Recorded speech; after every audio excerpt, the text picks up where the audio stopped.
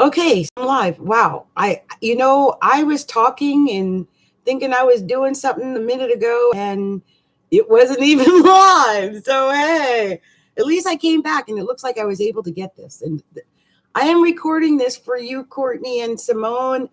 Simone let me know that were going through some problems and I wanted to help you out in the best way I can. And if you didn't know, I am an astrologer and I have my little business, Astrology A Look Inside. I have a little website on the internet and I've got my Facebook group and got people that follow me and believe in me. And I've been able to give these readings on YouTube and around the world, and people trust my opinion, and I trust it too.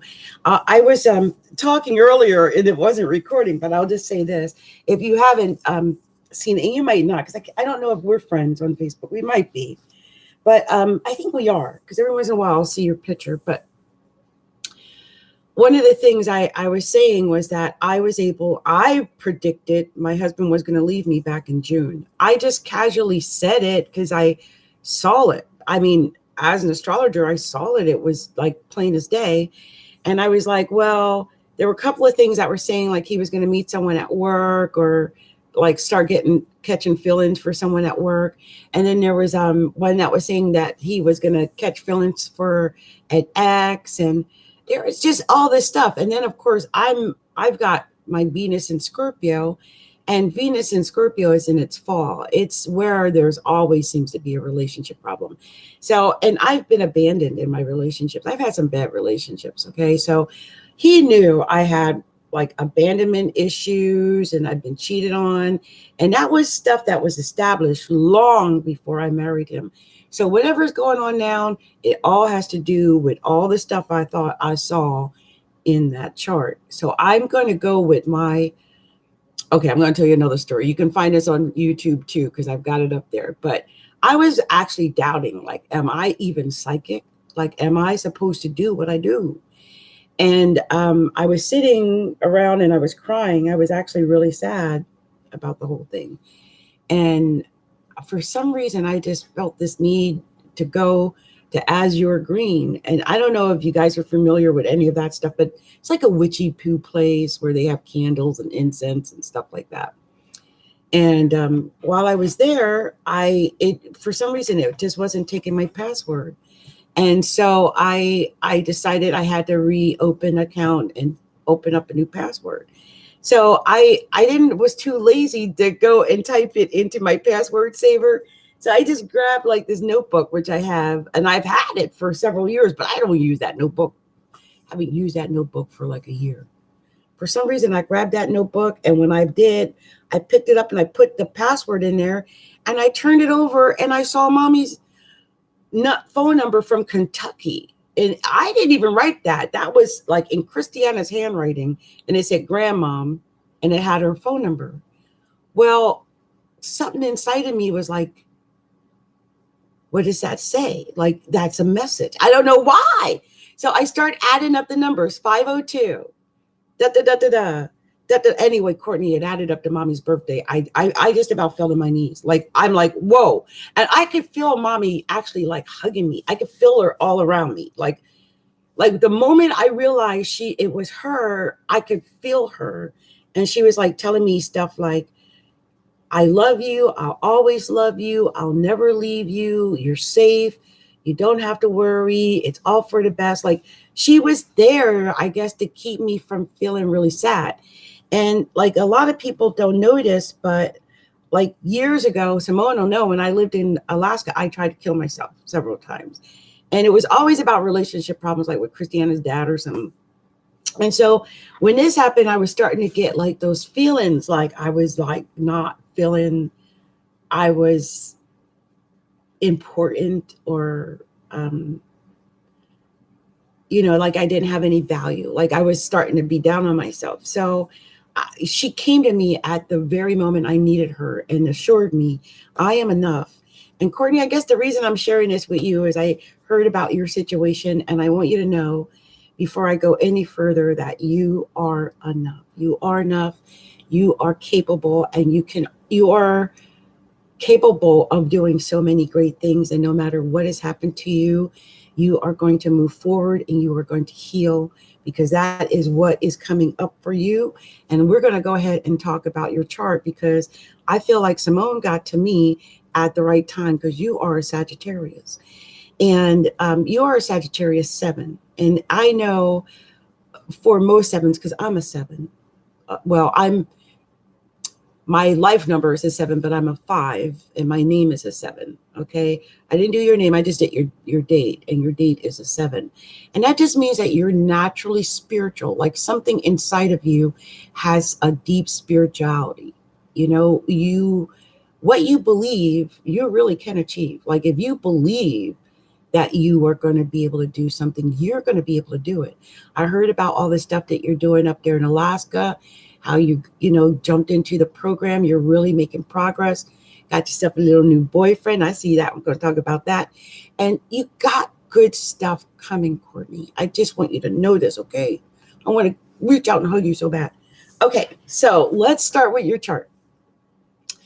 The first thing I want to say is that right now you're ascendant, you're progressed ascendant, not your normal ascendant. Your normal ascendant is at 13 degrees of Taurus. By the way, my moon is there. That means you can always count on Aunt Libby, Cousin Libby. I'll always be here for you, just so that you know that. But your ascendant is now in Gemini, in the second house. So, the one thing I always have to say about Geminis is you've got to be careful about either you having a false face or other people having a false face around you.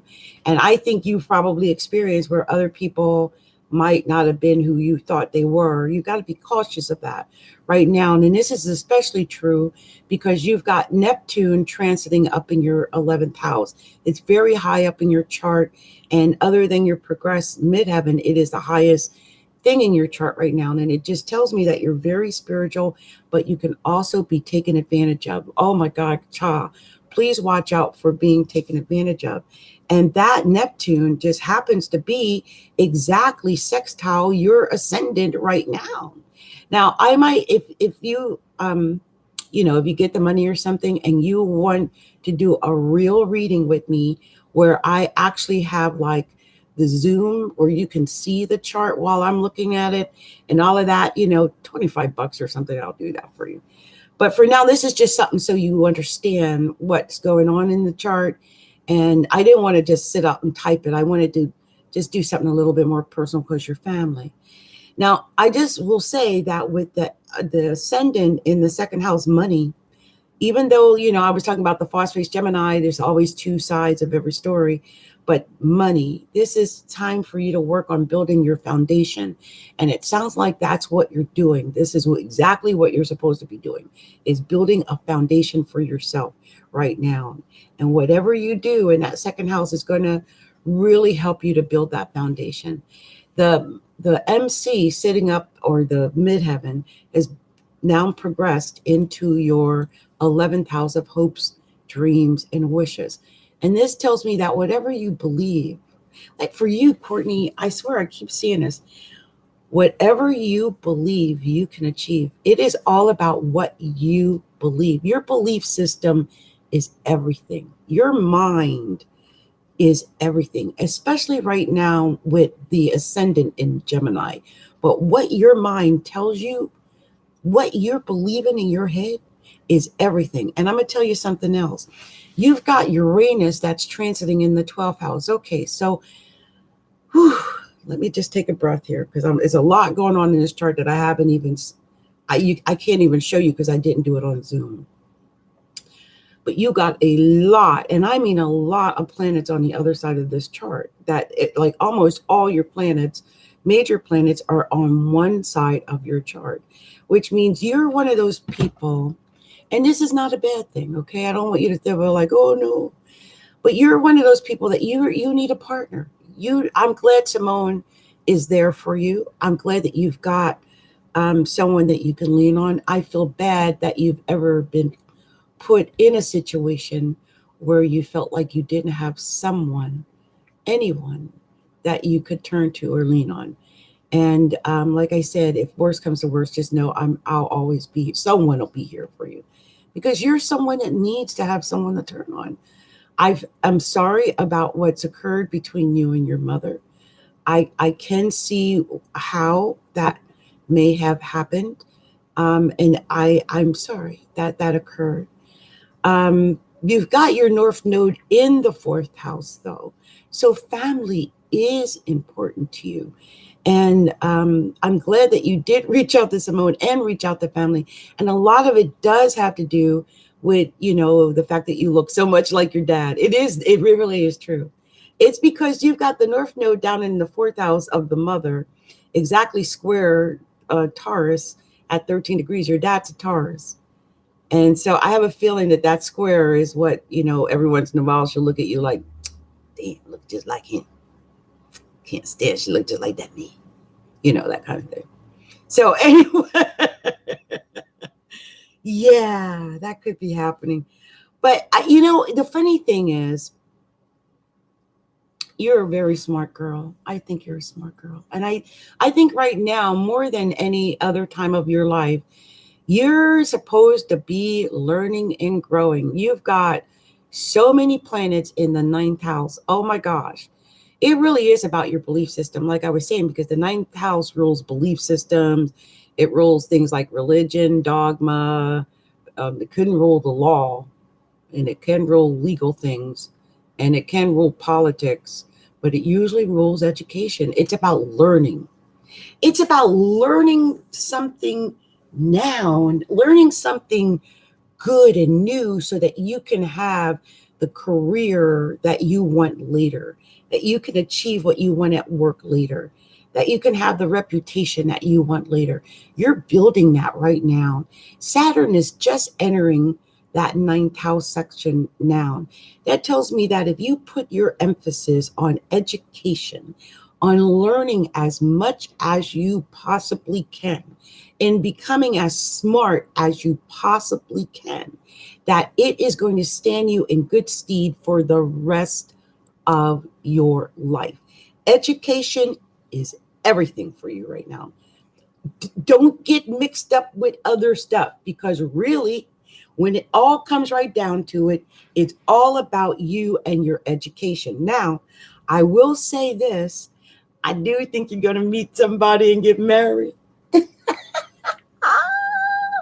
You might have already met him, because the progressed moon is sitting right on your sun in the seventh house. And I'm going to tell you something. That seventh house is going to be illuminated this month and next month. Girl, you got so much good luck coming your way. So much good luck coming your way. And it's all coming in the area of your like deep partnerships. Yeah. It's all about your relationship right now. And I think within, wow, within a year, you'll be married. If you get married, don't forget to say your cousin Libby predicted it. Now, I also want to say sex should be good. You got Venus up in the eighth house. The other thing I want to say is that you've got your progressed Sun, Mercury, and Pluto all in the ninth house and and transiting Saturn. Girl, it's about enroll in school, university, get your education. It's all about you and your education. And you got several years of that where it's really going to be the emphasis on your education for quite some time. In fact, the progressed Sun in the ninth house tells me that this should be the mindset you should follow for the next 20 years of your life. That's a long time. That means sit down, Courtney, and decide what it is you want to do. Even if it takes the next 20 years, you do it. I'm going to tell you one story, and then I'm going to stop preaching, because I start preaching after a while. When Christiana was 8 years old, I think she was 8. She might have only been about 5 or 6. I remember we were sitting over there at 1122. Right there across from Aunt Dot and Mommy. And she wanted to be my baby. That's what her thing. I want to be your baby forever. And I was like, really? She's like, well, what can I do to be the baby for the longest time? Because she likes being the baby, you know that. And I said, well, you could go to school. As long as you're in school, you'll always be the baby. She's like, really? Well, how much is the most school you can get? I said, well, You can get a bachelor's, and then you can get a master's, and then you can get a doctorate degree, or you can get a JD. She's like, really? So how old would I be if I got all of that? I say, you'd be about 30 something. She's like, I'm doing that. You know that y'all never let that go? That's what I'm talking about.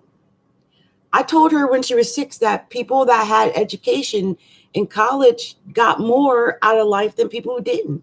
And that's stuck in her craw. She never let that go. She's now finishing up her 3rd master's degree and thinking about getting her JD or a doctorate.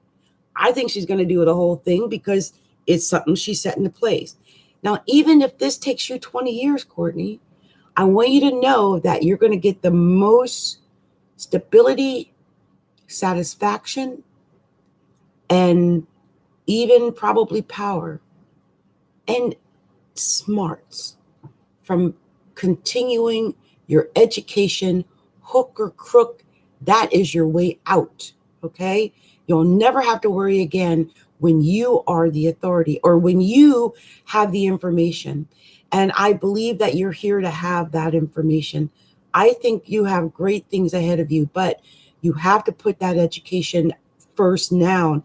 And one of the issues is that you have your natal moon pretty much opposing like your 9th house of education and your career. It's like right across from your midheaven, and it makes having a career, you might have found it hard because you might have found like they say you're not educated enough or you don't know enough or whatever. The secret is to know more, to know as much as possible. You don't even have to let people know you know. You can keep your intelligence to yourself, but know everything you can. The more you learn, the more you know, the more you'll have. Mark my words, okay? All right, now this has been my reading for you. This is just a little tester. And if you get enough money and you want to, have the real thing, I will do it. And then that way you'll be looking at what I'm looking at. I'll have like the little chart and I'll go through and I'll do the progressions. And I usually spend like an hour when I do the big readings. Okay. But I just wanted to do something sweet for you because I'm also worried about you. And now that I look at your chart, I realize you're right on the right track, man. Keep getting that education, keep learning new skills, keep growing. Okay. All right. Love you. Much love and light. I'm going to wave my little magic amethyst over this and give you a little prayer, sending up much love and much light, many blessings, all my love. All of our family, our ancestors are praying for you, Courtney. They're watching over you. You are safe. You're safe, honey. Okay? Love you. Talk to you soon.